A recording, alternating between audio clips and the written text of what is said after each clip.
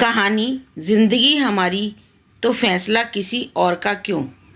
यह रीमा जी की कहानी है जो कि हमेशा दूसरों की खुशियों के लिए जीती रहीं, दूसरों के फैसले को अपनी नियति मानती रहीं। लेकिन एक फैसले ने उनके जीवन में प्यार, अपनापन और सुकून लौटा दिया। हेलो माँ, कैसी हैं आप? आपने जो गुड़िया और ड्रेस भेजी थी वह बड़ी ही सुंदर है। मेरे सारे दोस्तों को बहुत अच्छी लगी। आपकी बहुत याद आती है बड़ी माँ।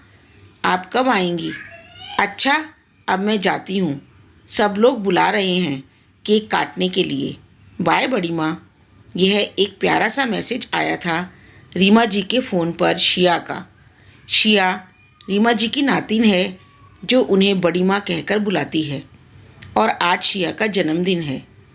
रीमा जी एक छोटे से गांव की सरकारी स्कूल में अध्यापिका थीं, जो कि अब रिटायर हो चुकी हैं। और किसी कारण से उसी गांव में आकर उन्होंने इस छोटे से गांव में अकेले रहने का फैसला क्यों किया, आइए देखते हैं। आज से 30 साल पहले रीमा जी और नीलेश जी का विवाह हुआ था और उनका वैवाहिक जीवन बहुत अच्छा चल रहा था। नीलेश जी का कपड़ों का छोटा सा कारोबार था और सीमा जी एक स्कूल टीचर थीं। उनके 3 बच्चे नीरज, रोहित और सबसे छोटी शालू थी। शालू सबसे छोटी और सबकी लाडली थी। लेकिन अचानक एक दिन नीलेश जी की सड़क दुर्घटना में मृत्यु हो गई। अब घर और बच्चों की सारी जिम्मेदारी अकेले रीमा जी पर आ गई, जो कि रीमा जी ने बखूबी निभाई। दोनों बेटे पढ़ लिख कर अपने पैरों पर खड़े हो गए और अपनी पसंद की लड़कियों से शादी कर ली। रीमा जी को भी कोई आपत्ति नहीं हुई, क्योंकि बच्चों की खुशी में ही अपनी खुशी है, ऐसा वह मानती थी। शालू, जिसकी शादी शैलेश से हुई थी, उसी घर में घर जमाई बन गया, जिसकी आमदनी बहुत कम होने के कारण अलग घर बनाने के लिए सोच भी नहीं सकता था। आए दिन शालू और शैलेश को लेकर रीमा जी के घर में महाभारत होती रहती थी। और एक दिन ऐसा कुछ हुआ जिससे सब कुछ ही बदल गया।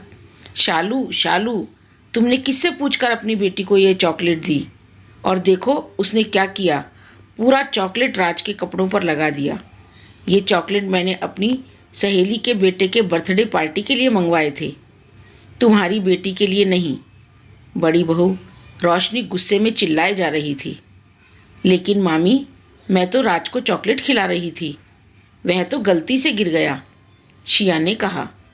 तू चुप कर, तुम माँ बेटी को जबान चलाने के सिवा तो कुछ काम है ही नहीं, रोशनी ने गुस्से से कहा। भाभी, क्यों बिना वजह बच्ची को डांट रही हो?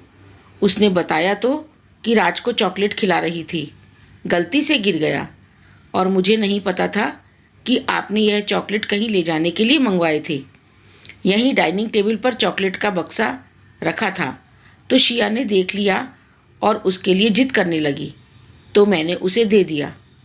ये मेरा भी तो घर है, मैं जहाँ चाहूँ वहाँ अपनी चीज़ें रख सकती हूँ।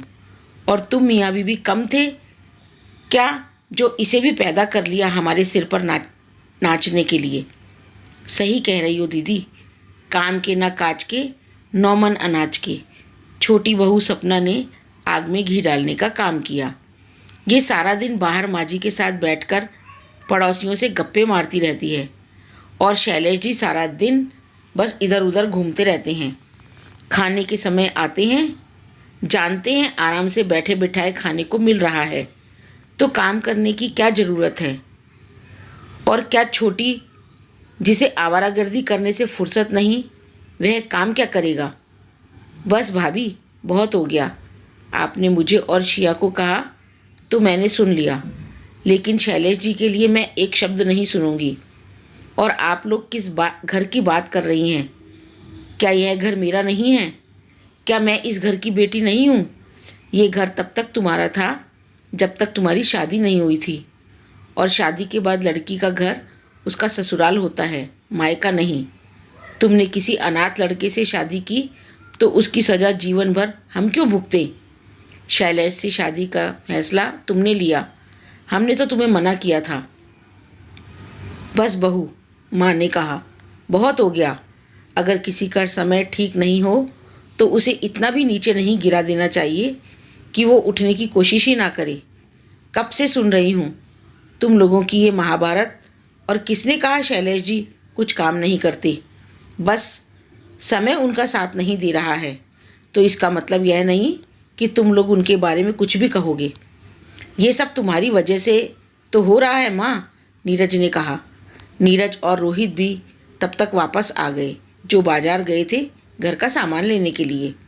हम भी थक चुके हैं माँ, रोज़ रोज़ की इस किचकिच से और उनकी जिम्मेदारियाँ उठाते उठाते। और अब तो शिया की पढ़ाई का भी खर्च हमें ही देखना पड़ता है।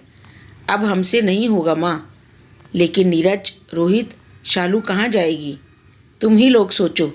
बहुओं का तो मैं समझ सकती हूँ, लेकिन तुम तो उसके भाई हो। वो जो भी हो माँ, हमारे अपने ही खर्चे इतने हैं, वो ही पूरे नहीं हो पा रहे, तो इन लोगों की जिम्मेदारियाँ हम कब तक उठाते रहेंगे? भैया सही कह रहे हैं माँ, रोहित ने भी नीरज का साथ देते हुए उसकी हाँ में हाँ मिलाई। आपने और पिताजी ने तो एक घर भी नहीं बनाया माँ, हम आज तक एक किराए के घर में ही रह रहे हैं। रीमा जी इससे परेशान होकर बोली कि अब तुम लोग ही फैसला करो कि क्या करना है, इसका समाधान तो निकालना ही होगा। यह रोज़ रोज़ के झगड़ों से मैं परेशान हो गई हूँ। दोनों बेटों और बहुओं ने मिलकर यह फैसला लिया कि शालू को घर से जाना होगा। जब रीमा जी ने इसका विरोध किया तो बड़ी बहू रोशनी ने कहा, माँ जी आप भी क्यों नहीं शालू के साथ ही चली जाती हैं, हमारी भी बला टले। रीमा जी ने फैसला मंजूर कर लिया और बेटी दामाद के साथ दूसरे शहर में नए सिरे से ज़िंदगी की शुरुआत की। अपनी सारी जमा पूंजी लगाकर दामाद को एक छोटी सी किराने की दुकान खुलवा दी और उनकी पेंशन से घर का खर्च और शालू की बेटी शिया की पढ़ाई का खर्च चल रहा था।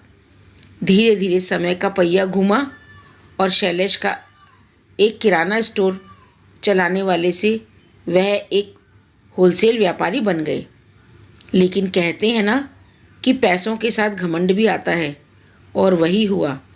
अब रीमा जी की इस घर में नौकर के बराबर भी इज्जत नहीं रही।